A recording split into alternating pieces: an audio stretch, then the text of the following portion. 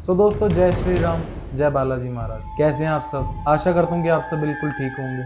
मैं आपका स्वागत करता हूँ अपने YouTube चैनल पर, जिसमें मैं आप लोगों के द्वारा भेजी गई रियल हॉरर स्टोरी सुनाता हूँ। और अगर आपके पास भी कोई ऐसा किस्सा हो, कोई स्टोरी हो जिससे आप चाहते हो मैं अपनी आवाज़ दूँ, उस पर वीडियो बनाऊँ, तो आप मुझे इंस्टाग्राम पर शेयर कर सकते हैं।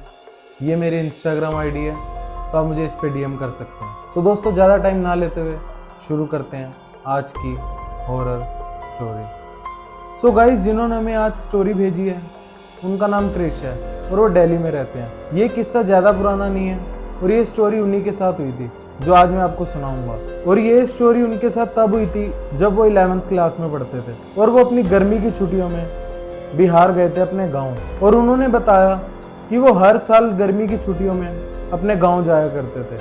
उसी तरीके से इस साल भी ये अपनी गर्मी की छुट्टियों में गाँव जाते हैं। और कृष्ण ने बताया कि उनके गांव में भी उनके बहुत फ्रेंड थे जिनके साथ वो हमेशा खेला करते थे और सारी बातें शेयर किया करते थे। तो कृष्ण ने बताया कि जैसे ही वो अपने गांव पहुंचते हैं तो उसके थोड़ी देर रेस्ट करने के बाद ही वो अपने दोस्तों से मिलने चले जाते हैं। और कृष्ण के सारे दोस्तों में उनका एक दोस्त ऐसा था जिसके पास बाइक थी, तो वो उनके साथ घूमने निकल जाते हैं। तो जब ये दोनों दोस्त बाइक पर घूम रहे होते हैं तो ये आपस में बहुत सी बातें करते हैं और उसी टॉपिक के अंदर से एक टॉपिक निकलता है हॉरर, कि हमारे वहाँ पर बहुत सी ऐसी हॉरर लोकेशंस हैं जहाँ पर बोला जाता है कि भूत प्रेत है। तो जो उनका दोस्त था वो भी फिर क्रिश को एक चीज़ बताता है कि भाई, तुझे नहीं पता, हमारे गाँव से 25 किलोमीटर की दूरी पर एक ऐसा पेड़ है जिसको बोला जाता है कि वो भूतिया है। तो क्रिश पूछता है कि भाई तुझे कैसे पता? तो फिर जो क्रिश का फ्रेंड था वो बताता है कि वहाँ गाँव के कुछ लोगों को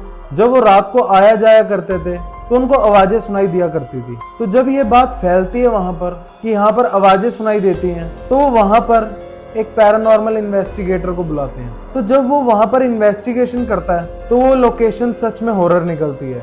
वहां पर कोई ना कोई चीज ऐसी थी जो सब लोगों को अपनी मौजूदगी का एहसास करवा रही थी। तो इसी वजह से वहां के पूरे गाँव के लोग उस चीज के विटनेस बनते हैं और ये खबर सारी जगह फैल चुकी है कि वो पेड़ हॉन्टेड है। तो जब क्रिश को पता चलता है कि उसके गांव से 25 किलोमीटर की दूरी पर ही एक ऐसी जगह है जो हॉरर है, तो क्रिश बहुत एक्साइटेड हो जाता है ये सुनकर। तो फिर क्रिश अपने दोस्त को बोलता है कि चल भाई चलें उस लोकेशन पर। तो क्रिश किसी ना किसी तरीके से अपने दोस्त को मना लेते हैं वहाँ चलने के लिए। पहले तो उनका जो दोस्त था वो मना करता है कि मैं नहीं जाऊंगा भाई, लेकिन आखिरकार वो मान ही जाता है। तो फिर क्रिश उसको बोलते हैं कि भाई कल रात को निकलेंगे यहाँ से तकरीबन वही 8-9 बजे और 1 घंटे के अंदर हम वहाँ पहुँच जाएंगे उस लोकेशन पर। तो गाइस फिर ये दोनों ऐसा ही करते हैं। अगली रात को 9-10 बजे ये लोग मिलते हैं आपस में और निकल जाते हैं उस लोकेशन के लिए। और जैसे ही ये लोग उस लोकेशन पर पहुँचते हैं, उस पेड़ के सामने खड़े होते हैं जाकर, तो जो क्रिश ने बताया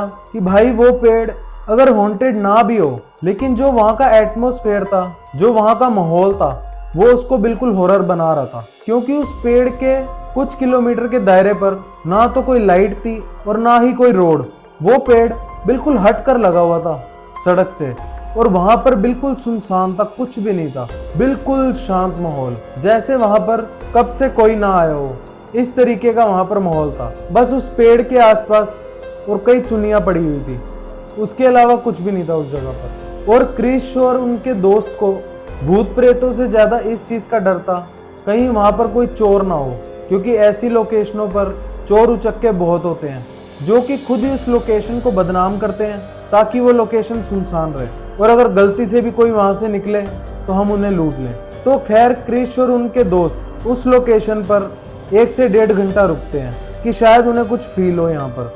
लेकिन कृष्ण ने बताया कि उन्हें वहां पर कुछ भी ऐसा फील नहीं हुआ। बस एक चीज का उनको सबसे ज्यादा जो मेन पॉइंट लगा वो ये था, उस जगह पर टेम्परेचर का बहुत डिफरेंस था। जहां पर उन्होंने बाइक खड़ी करी थी कुछ ही दूरी पर, वहां के टेम्परेचर में और उस पेड़ के पास के टेम्परेचर में बहुत फर्क था।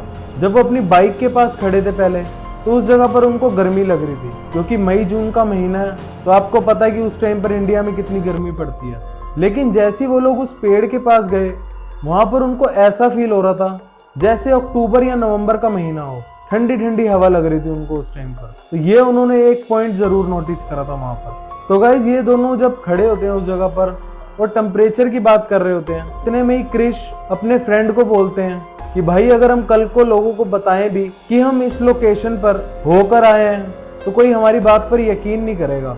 तो ऐसा करते हैं कि दोनों इस पेड़ के साथ एक एक फोटो खिंचवा लेते हैं ताकि सबको यकीन हो सके कि हम लोग उस जगह पर गए थे, क्योंकि बिना फोटो के कोई भी यकीन नहीं करेगा कि हम लोग वहां पर गए थे। तो इससे बढ़िया कोई प्रूफ नहीं है हमारे पास, अगर कल को हमें दिखाना पड़े अपने दोस्तों को कि ये जगह हॉन्टेड नहीं है। तो ये दोनों दोस्त अपनी वहां पर फोटोज खींचते हैं और फोटोज खींचने के बाद वापस घर आ जाते हैं। तो जब वो वापस आ जाते हैं तो जो उनका दोस्त था क्रिश का, वो उनको उनके घर उतारता है और खुद अपने घर चला जाता है। उसके बाद जितनी भी फोटोज थी वो सब क्रिश ने अपने फोन में खींची थी। तो ऐसे ही जब रात को क्रिश फोटोज चेक करने के लिए अपना फोन खोलते हैं तो उनको फोटोज के अंदर क्या दिखता है कि जितनी भी उन्होंने फोटोज क्लिक करवाई थी उस पेड़ के साथ, तो उस पेड़ के ऊपर उनको एक काला साया नजर आता है, जबकि उनको अच्छे तरीके से याद था कि उस जगह पर कोई भी काला साया नहीं था पेड़ के ऊपर। और हालांकि जब उन्होंने फोटोज भी देखी थी उस जगह पर तो उस टाइम तक उस फोटोज में भी कोई काला साया नहीं दिख रहा था, लेकिन जब वो अब फोटोज को चेक कर रहे थे तो उसके अंदर उनको साफ साफ एक काला साया दिख रहा था जो कि पेड़ के ऊपर था। तो उनको लगता है कि शायद ये बस एक दो फोटोज में है, लेकिन जब वो सारी फोटोज चेक करते हैं तो वो काला साया हर फोटो के अंदर उनको नजर आ रहा होता है। तो जब वो फोटोज चेक कर रहे थे क्रिश, तो रात भी ज्यादा हो चुकी थी, तो इसीलिए वो क्या करते हैं अपना फोन रख देते हैं साइड पर और सो जाते हैं। तो जैसे ही क्रिश सोते हैं तो उनको थोड़ी देर बाद सपना आता है और उस सपने में क्या देखते हैं कि क्रिश उसी पेड़ के पास खड़े हैं जहां पर वो अभी गए थे थोड़ी देर पहले, और उस जगह पर उनको एक औरत ने पकड़ा हुआ है जो दिखने में डरावनी है और उसके बड़े बड़े नाखून है, जिससे कि वो क्रिश को पकड़कर नोच रही है। और उस टाइम पर क्रिश के साथ उनका दोस्त भी नहीं है उस लोकेशन पर। तो जैसे ही क्रिश को ये सपना दिखता है तो क्रिश बहुत डर जाते हैं और डर कर उठ जाते हैं और पानी वगैरह पीते हैं। और जब क्रिश को ये सपना आया था तो उन्होंने मुझे टाइम भी बताया उसमें कि भाई उस टाइम पर लगभग 3 से 3:30 बजे का टाइम था जब उन्हें वो सपना आया। खैर उसके बाद वो सो जाते हैं दोबारा, फिर उनको कोई ऐसा सपना नहीं आता। फिर जब वो अगले दिन अपने दोस्त से मिलते हैं तो वो अपने दोस्त को उसी सपने के बारे बताते हैं कि भाई मुझे कल रात को सपने में वही पेड़ नजर आया और उस जगह पर मुझे एक औरत ने पकड़ रखा था जिसके बड़े बड़े नाखून थे और जो मुझे उन नाखूनों से नोच रही थी। लेकिन क्रिश को हैरानी तब होती है सुनकर कि जब उनका दोस्त उनको बताता है कि भाई ऐसा ही सेम सपना मैंने भी देखा है कल रात को, लेकिन उस सपने के अंदर मुझे तू कहीं नजर नहीं आया। तो क्रिश बोलते हैं भाई मुझे तू भी नहीं दिखा उस सपने के अंदर। तो क्रिश सोचते हैं कि हो सकता है मुझे सपना आया हो, लेकिन उसको कैसे सेम सपना आया, ये कैसे इत्तेफाक हो सकता है। और क्रिश उनको बोलते हैं कि भाई जो कल रात को हमने फोटोज खींची थी, तूने वो फोटोज देखी थी उस टाइम पर, तो क्या तुझे कुछ उस फोटो के अंदर कोई शैडो दिखी थी, काला साया दिखा था उस फोटो में जो पेड़ के ऊपर बैठा हो। तो उनके दोस्त बोलते हैं नहीं ऐसा तो कुछ भी नहीं था और ऐसा तो कुछ महसूस ही नहीं हुआ वहां पर और ना फोटोज के अंदर था। तो क्रिश उनको वो सारी की सारी फोटोज दिखाते हैं और जैसे ही उनका जो फ्रेंड था क्रिश का वो फोटोज देखता तो वो एकदम से घबरा जाता बिल्कुल कि भाई ये कैसे पॉसिबल है कि हम दोनों ने तो खुद देखा था रात को कि इन फोटोज के अंदर कुछ भी नहीं दिख रहा है ऐसा, तो ये अचानक अब कैसे आ गया। तो क्रिश बोलते हैं मैं भी यही चीज सोच रहा हूँ यार ये क्या हो रहा है कि उस टाइम पर तो इन फोटोज के अंदर कुछ भी नहीं था और अब तेरे सामने ही है देख इसके अंदर एक काला साया दिख रहा है और एक ही हमें सपना भी सेम आया रात को। फिर वो दोनों शांत हो जाते हैं बिल्कुल और किसी को भी नहीं बताते इस चीज के बारे, क्योंकि अगर वो किसी को बताएं इस बारे में तो उनको पता है कि सब लोग हम पर गुस्सा ही करेंगे, क्योंकि सब लोगों के द्वारा तो वो जगह पहले से ही हॉन्टेड है, लेकिन हम दोनों ही उस लोकेशन पर गए, वो दोनों किसी को नहीं बताते इस चीज के बारे। लेकिन गाइस क्रिश ने बताया कि यही सेम चीज अगली रात को फिर उनके साथ हुई, उन दोनों को वही सेम सपना आया, लेकिन इस बार वो औरत ने क्या करा, उन दोनों को पेड़ के साथ बांध दिया अलग अलग सपने में। जैसे क्रिश को क्रिश का सपना दिख रहा है और उनके दोस्त को उनका सपना, कि उन दोनों को पेड़ के साथ बांधा हुआ है और उनका गला दबा रही है। तो इसी तरीके से वो दोनों फिर डर जाते हैं रात को अपने सपने से और उठकर बैठ जाते हैं और अगली सुबह वो दोनों फिर बताते हैं एक दूसरे को कि भाई सपने में मुझे ये चीज दिखी, तुझे भी दिखी? वो बोलता है हाँ मुझे भी दिखी। तो इसी तरीके से कुछ दिनों तक उन दोनों के साथ यही सेम चीज रिपीट होती है। लेकिन उसके अंदर जो हैरानी वाली बात थी कि वो औरत उन दोनों के जब भी सपने में आती थी तो वो हर बार उन दोनों को अलग अलग तरीके से मार रही थी। जैसे पहली बार उन दोनों का मुंह नोच रही थी और अगली बार जैसे उन दोनों को बांधकर उनका गला दबा रही थी, और इसी तरीके से वो रोज कभी उनको छुरे से मार रही थी, कभी उन दोनों को जिंदा दफना रही थी, तो कभी उन दोनों को फांसी दे रही थी, जैसे उन दोनों को पेड़ के साथ लटका दिया हो। इसी तरीके से वो औरत उन दोनों को अलग अलग तरीके से मार रही थी और ये सिलसिला उन दोनों के साथ रोज होना शुरू हो चुका था। तो जब ये चीज़ उन दोनों के साथ डेली हो रही थी तो दोनों की हालत ऐसी हो चुकी थी जैसे वो दोनों डिप्रेशन में चले गए हों, क्योंकि बता किसी को पा नहीं रहे थे जो चीज़ उनके साथ हो रही थी।